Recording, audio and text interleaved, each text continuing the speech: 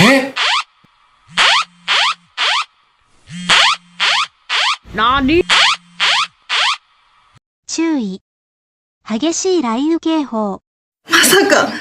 The National Weather Service in Shreveport has issued a severe thunderstorm warning for northeastern Nacogdoches County in eastern Texas, southwestern Shelby County in eastern Texas, northwestern St. Augustine County in eastern Texas, until 5:30 p.m. Central Daylight Time.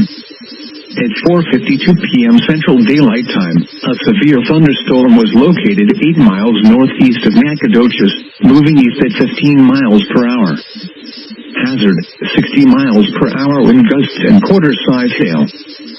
Source, radar indicated. Impact, hail damage to vehicles is expected. Expect wind damage to roofs, siding, and trees.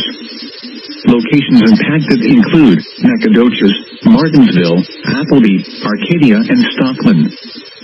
For your protection, move to an interior room on the lowest floor of a building.